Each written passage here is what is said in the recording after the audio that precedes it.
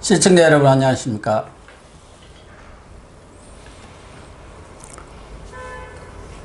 6월 7일 고영신의 시사정담 시작하겠습니다. 시청자 여러분, 더불어민주당의 행보가 거침이 없습니다. 정치권의 오랜 관행도 무시하고 여론에도 별 신경을 쓰지 않는 모습입니다. 177석을 앞세워서 내 갈 길을 가겠다는 배짱인데요. 과연 언제까지 YUA가 계속될지 배종찬 인사이트 K 대표님과 함께 진단해 보겠습니다. 네, 배 대표님. 안녕하십니까. 안녕하세요. 지금 본 얘기를 하기 전에 좀 깜짝 놀랄 뉴스가 하나 나와서 속보로 네. 좀 전달해 줘야 할 것 같은데요. 이 정의기억연대가 네. 지금 마포 연남동에 위안부 할머니 쉼터가 있지 않습니까? 네. 그 쉼터 관리인이 지금 어제 저녁에 숨진 걸로 파주 자택에서 자택 화장실에서 이렇게 숨진 것으로 밝혀졌는데, 주변에는 최근에 검찰 이런 수사로 좀 고통을 받고 있다, 네. 이런 얘기를 했다는데, 과연 그 마포 쉼터 소장이 정의연회 또는 그 이전에 정대협과 어떤 그 운영이라든가 기부금 문제라든가 성금 그런 활용 이용도에 대해서는 잘 알 수는 없는 위치였을 것 같은데요. 네. 왜 그랬을까요? 글쎄 지금 보도된 내용은 이제 검찰의 압수수색이 힘들었다, 이런 얘기를 하고 있는데 결백하다든지 또는 충분히 소명 가능한 내용이면은 관리소장이 그렇게 압박을 받을 이유는 없는 것이거든요. 더군다나 연남동 쉼터는 또 소유권도 지금 명성교회에 있지 않습니까? 그렇죠. 명성교회가 그걸 사서 위안부 할머니들의 쉼터로 일종의 기부를 한 것이죠. 네. 그러니까 이 정의기억연대와 관련된 이슈도 당선인 시절일 때, 윤미향 당선인 시절일 때는 상당히 주목을 받다가 지금 의원이 되고 난 이후에는 당 내에서도 한부령을 내렸습니다. 그러다 보니까 이제 검찰 수사만 기다리고 있으니까 그 주변 사람들도 굉장히 힘들 수밖에 없는 일이죠. 그러니까 우리가 두 가지만 따지고 보면 자살은 구체적인 이유는 우리가 알 수가 없습니다. 그렇죠. 여러 가지 힘든 상황, 이제 또 다른 이유가 있었을지도 모르겠는데 여기서 이제 우리가 두 가지를 좀 짚고 넘어갈 필요가 있다면, 한 가지는 이건 굉장히 국민들적 관심도가 높은 이슈입니다. 그럼에도 그렇죠. 불구하고 지금 개원하자마자는 거의 이 이슈가 또 언론에서는 크게 안 다뤄지고 있어요.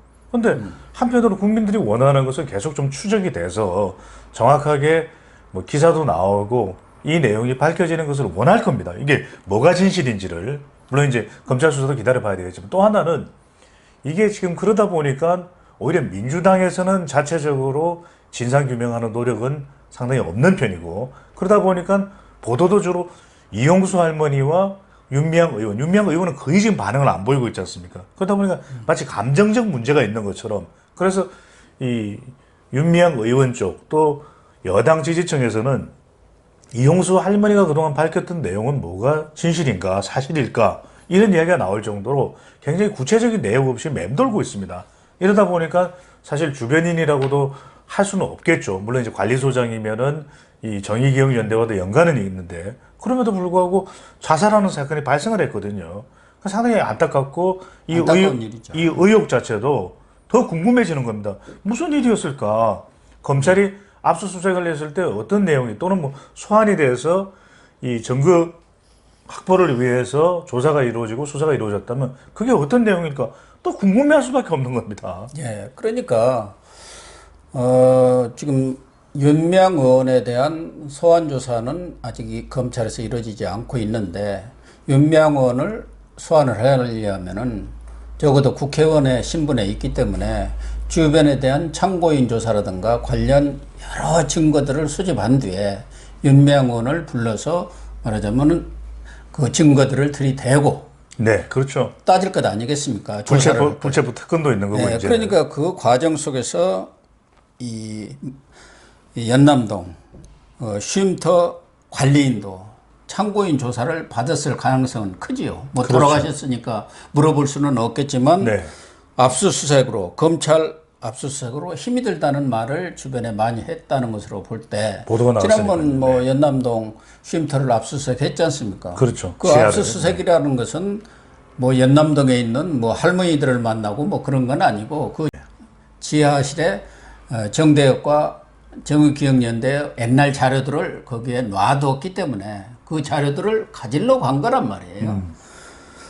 그래서 현재로서는 뭐 그 자료 때문에 이분이 극단적인 선택을 했으리라고 보기는 어렵고 그렇죠. 만약에 그 마포 연남동 쉼터에서 뭐 정의기억연대 관계자들이 무슨 회합을 했다든지 또 할머니들과 어떤 네. 얘기를 주고받았다든지 뭐 여러 관계들을 물어봤지 않겠습니까? 맞습니다. 그러다 보니까 이게 또 여론전이 됐어요. 이게 구체적으로 밝혀진 게 아니라 그때도 지난 29일이었습니다. 이제 당선인 마지막 시점에 기자회견을 했는데 그 기자회견 이후에 자료가 제출이 안 됐기 때문에 규명이 된 건 없거든요. 사실은 이제 해명이지. 그렇죠. 그러다 보니까 결과적으로는 이건 그 이후에 또 밝혀진 게 없습니다.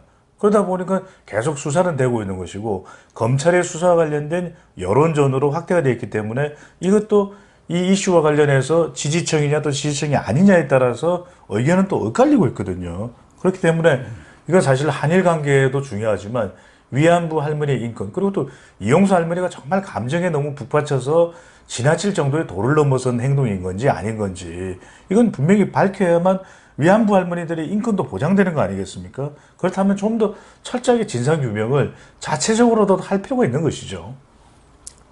아니 그러니까 지금 검찰에서 수사를 하고 있기 때문에 네. 최근에는 검찰 개혁의 일환으로 수사 내용이라든가 그런 것을 언론한테 브리핑을 할 수 없도록 되어 그렇죠. 있지 않습니까? 네. 그러니까 언론으로서도 더 이상 뭐 어떻게 추가적인 보도를 할 수가 있는 건 아니고 또 윤명원과 또 정의기억연대 관련된 주변 사항들은 그동안 뭐 차고 넘치도록 보도가 된 거 아니겠습니까? 언론에서 네. 없는 사항까지 막 파내갖고 할 수는 없는데 최근에도 지속적으로 지금 나오고 있어요. 네. 신동아에서도 바로 엊그제 보도한 것 따르면은 안성 쉼터 거기 매각을 의뢰한 중개인이 7억 5천만 매입은 터무니없는 소리고 말도 안 되는 소리라고 얘기하고 있는 것도 다 네, 나오고 네. 있고 또 지난번에 매매 그런 계약서를 쓸 때도 중도금과 계약금을 1,000만 원, 1,000만 원씩 2천만 원 받았는데 계약금과 중도금을 한 번에 받는 것도 매우 이례적인 그런 경우는 거의 없는 거니까요. 더군다나 계약금만 하더라도 4억 2천에 팔았으면은 10%를 받는 것이 지금까지 아주 그래. 확정된 반응이기 4,500은 때문에 돼야 4,200을 받아야죠. 거기다 중도금까지 받은 이런 문제들까지 지금 언론에서 뭐 거의 모든 것을 샅샅이 파헤치고 있지만 네. 그렇다고 언론이 뭐 수사기관인데 아닌데 그렇죠. 윤미향 씨라든가 관련자들을 불러서 뭐 조사할 수 있는 상황은 아니지 않습니까? 그런데 네. 어쨌든 이런 안타까운 일이 벌어졌기 때문에 이 부분도 결국은 경찰에서 뭐 검찰이 뭐 이 사건까지는 수사할 것 같지는 않은데 변사 사건이기 때문에 경찰에서 그 경위를 밝히는 수밖에 그렇죠. 경위는 밝혀야 될 겁니다. 않겠나 그런 네. 생각이 들고 어쨌든 지금 최근에 윤미향 사건과 함께 또 금태섭 전 의원의 징계 문제 이것도 당 내외에서 큰 논란을 지금 불러일으키고 있는데 그렇다면 대통령과 민주당의 어떤 지지율이라든가 그런 것이 최근 얼핏 보니까 동반 하락을 했다. 영향을 이런 받죠. 보도도 나왔던데 추세는 지금 어떻게 돌아가고 있습니까? 그 대통령 지지율은 뭐 총선 이후에 한 달 이상을 60%대 고공행진을 했었는데 뭐 작은 또 작다면 작지만 이게 또 커질 수 있다면 커질 수 있는 이슈들이 최근 있었지 않습니까? 지역 감염도 있었고 또 윤미향 의원 논란도 있었고 또 금태섭 전 의원 논란도 있는데 약간 영향을 받습니다. 그래서 대통령 지지율도 이제 50%대로 리얼미터 기준으로 하면 내려와 있고요. 아니 59.9%까지는 내려왔죠. 그런데 지난 주말에 혹시 갤럽이라든가 대개 금요일 날 조사를 하지 않습니까? 그렇죠. 안 나왔습니까? 갤럽 조사하고는 좀 다르고 목요일 발표된 리얼미터 조사는 조금 더 내려왔어요. 57%대로. 예. 그런데 여전히 대통령 지지율이 임기 4년차 대통령은 높은 편인 겁니다. 엄청나게 높은 거죠. 부정도 지난 한 3, 4개월 전만 하더라도 그때만 해도 뚜렷하게 나타났던 게 긍부정이 붙어 있었지 않습니까? 네. 그런데 지금은 또 이 부정평가는 한 30%대에 유지가 되고 있고 갤럽 조사는 오히려 대통령 지지율 긍정이 더 높고 부정은 더 낮습니다. 그러니까 특별한 비교 대상이 없는 거예요. 문재인 대통령이 이미 4년차 정도면 당내에서 아주 유력한 대선 후보가 치고 나가든 아니면 야당에서 각을 세우는 누군가 인물이 있는데 그렇지 못하다는 것이거든요. 또 여당의 경우에도 더불어민주당 지지율이 확 내려간 건 아니지만 정당 지지율에 이런 비밀이 있습니다. 왜냐하면 더불어민주당이 그렇게 썩 잘하고 있는 것이냐. 지난 총선은 압승을 했지만 최근에 이런 의혹들이 있으면 좀 영향을 받아야 되는 거 아니냐. 이렇게 궁금하실 수는 있는데 이런 부분을 가져갈 수 있는 정치 세력이 없는 겁니다. 미래통합당이 조금씩 이제 경쟁력을 찾아갈 수는 있겠지만 지금 당장은 아니다는 것이거든요. 그러니까 지지율에 여유가 있다 보니까 이해찬 대표도 선긋기를 하는 겁니다. 윤미향 의원, 금태섭 전 의원과 관련해서 선긋기를 해서 항구령을 내리는 거죠. 그러니까 당 내에서는 김혜영 최고위원이나 또는 조홍천 위원이 금태섭 전 의원에 대해서 지나치다라고 하더라도 우리는 그렇게 생각할 수 있습니다. 당 내에서 다양한 목소리 나오는 거 다양한 거 아니냐. 금태섭 전 의원이 지난해 공수와 관련한 의견을 한 것도 국회의원 한 명이 헌법기관이기 때문에 그렇게 볼 수 있는데 지금 지지층들의 여론이 모아지고 있는 민주당 내의 반응은 그렇지가 않다는 겁니다. 그러니까 금태섭 전 의원과 관련되는 그걸 보더라도 조금 좀 지나친 거 아닌가라고 생각할 수 있는 중도층이나 또는 뭐 보수층 의견이 있다 하더라도 또 기사도 그런 부분에 대해서 기자분들도 합리적으로 정세를 판단하거나 분석을 하기 때문에 의견이 나올 수가 있는 거죠. 하지만 문제는 뭐냐. 지지층 내에서는 오히려 금태섭 전 의원이 잘못했다. 왜 당론을 안 따르느냐. 그렇게 따랐어야만 되는 것인데 그렇기 때문에 공천 때도 불리했던 거 아니냐라는 이야기를 하게 되는 거죠. 아니, 지층 내에서도 상당수 당원들은 이게 더불어 공산당도 아니고 본회의 표결을 가지고 징계하는 것은 헌법이라든가 국회법 위반은 물론이지만 양심을 징계하는 것 아니냐. 나오죠. 이런 의견이 나오죠. 있는 것이고 네. 말씀하신 대로 김혜영 최고위원이라든가 조홍천 의원도. 조홍천, 네. 박용진 의원 등 뭐 상당수 항구병에도 불구하고 또 쓴소리를 하는 분들도 하죠. 있어요. 네. 또 의원들이 입은 안 열고 있지만 이것이 부당하다는 것에 대해서는 많은 의원들도 공감을 할 것 같은데 현실적으로 지금 배 대표 분석에 따르면은 그 진영 내의 지지층의 금태섭 징계가 잘했다는 의견이 워낙 우세하기 때문에 강한 여론이. 그 네. 일부가 네. 아직은 여론에 어떤 큰 영향을 줄 정도는 아니라는 거 아니겠습니까? 그렇습니다. 그러니까 고 선배님 말씀대로 지금 여당이 저게 옳은 것이냐 그런 것이냐 이렇게 지금 잣대가 있는 것이 아니라 워낙 지금 경쟁력에 있어서 야당보다 우위에 있다 이런 판단이기 때문에 우리가 뭐 그칠 것이 뭐가 있냐 우리가 개의치 말아야 돼도 우리가 개의할 필요가 없다 이렇게 또 판단하는 겁니다. 그러니까 이건 이제 시간이 지나서 대통령의 지지율이 낮아졌을 때 임기 4년차 이제 접어든 네. 대통령이 5년차 어떻게 될지 모르는 것이거든요. 또 여당의 지지율도 그럼요. 내년 재보궐선거 또 대선을 앞두고 어떻게 될지 모릅니다. 그럴 때는 과연 그럴 수 있느냐. 지금은 지지율이 높기 때문에 당 지도부의 의견대로 밀고 가면 된다. 이렇게 판단할 수 있기 때문에 개헌도 그렇기 때문에 한뒤 두쪽 나도 한 거 아니겠습니까? 하지만 이제 지지율에 변화가 생기게 되면은 이것 역시 앞으로 여론의 영향, 특히 이제 중도층의 영향을 받을 수밖에 없는 것인데 지금 당장은 우리 경쟁자가 없다. 이렇게 생각하니까 자고우면하지 않고 다음 단계로 넘어가겠다. 다음 걸음을 걷겠다. 이렇게 나오는 것이죠. 그래서 지금 53년 만에 반쪽짜리 단독 개헌도 강행을 하고 법사위원장 안 내놓으면은 상임위원장 전체를 싹쓸이하겠다는 지금 엄포도 놓고 있는 거 그렇죠. 아니겠습니까? 네.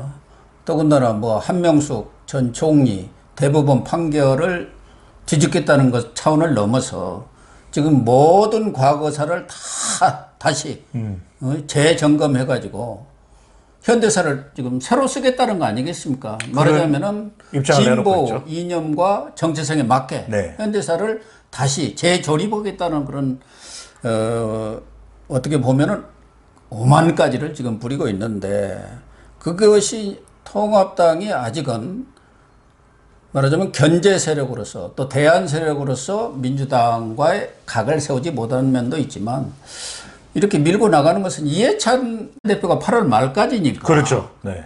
얼마 안 남았어요. 그러니까 흔히 악역을 다 마치고 간다는 그런 일들이 있지 않습니까? 그게 이제 말하자면 예를 들면은 이낙연 그럼요. 전 총리가 당권- 당대표가 되면은 그렇게 할 수가 없어요. 그렇죠. 여론도 눈치도 봐야 하고. 대권과 연결돼 있기 때문에. 그런데 이해찬이는 뭐 앞으로 대권을 할 것도 아니고 국회의원을 할 것도 아니고 이제 한 3개월 남았으니까 확실히 그냥 토대를 잡아놓겠다. 그런 게 더 강하게 작용하는 것 같아요. 그게 이제 이해찬 대표가 이야기를 했었던 20년 장기 집권 플랜도 있는 것이거든요. 예. 그런 만큼 그러니까 확실히 잡아놓고. 이해찬 대표는 또 노무현 대통령, 김대중 대통령 때의 학습효과가 있지 않겠습니까? 예. 지금 잘 나갈 때 거침없이 우리가 할 수 있는 것을 다 하자.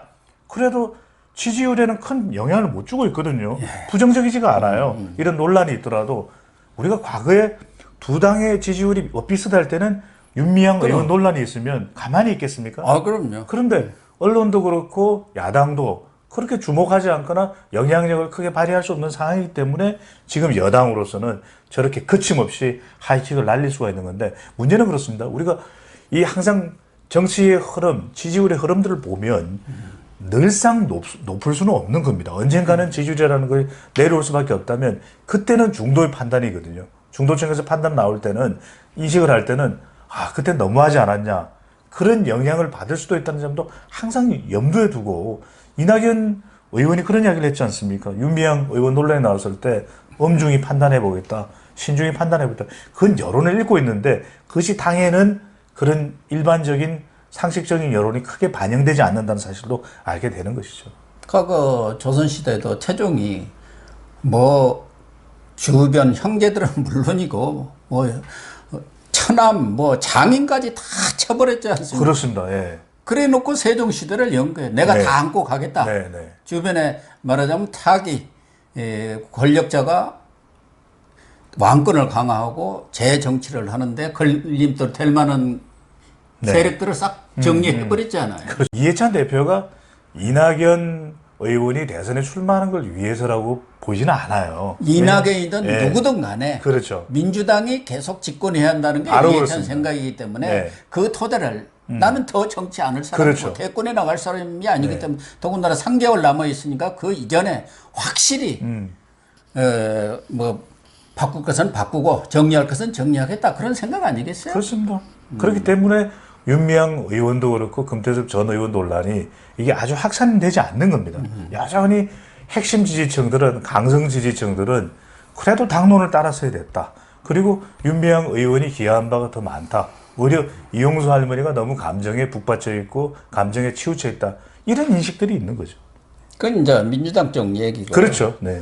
그런데 지금 윤미향의 행태를 보면은 국회가 시작됐으니까 뭐 검찰 수사가 진행 중이다는 핑계로 모든 내용들은 뭐 검찰이 가서 밝히겠다는 입장 아니겠습니까? 네. 자칫 무슨 얘기를 하면 그게 수사에 어떤 영향을 미칠 수 있으니까 함구를 하겠다고 지금 입을 딱 봉하고 있으면서 해피하게 의정 활동을 시작을 했어요. 윤미향 의원도 그렇지만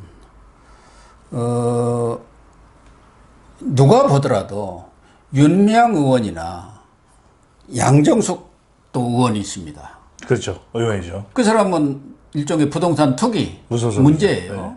차명으로 부동산을 샀다는 그 얘기 아니겠습니까? 그렇죠. 그 주요 네, 내용을 네, 보면은. 그러면 윤미향은 차명으로 산 혐의가 없느냐 이거예요. 함양에 있는 그 집 팔아갖고 빌라를 샀는데 시어머니, 시아버지가 살았던 그 함양집은 신우 이름으로 되어 있단 말이에요. 그렇죠. 그걸 팔아가지고 전액을 윤미향 부부가 가져간 거 아닙니까? 그것도 차명 의혹이 충분히 있는 것이고. 의혹입니다. 네. 또 하나는 이용수 할머니가 지금 지속적으로 문제를 제기를 하고 있습니다. 또 이용수 할머니의 여러 가지 주장들이 아무래도 연세가 많다 보니까 다소 뭐 논리적이지 못하다든가 감정이 좀 고양된 측면은 있지만 전체적인 맥락으로 보면 틀린 말은 없어요.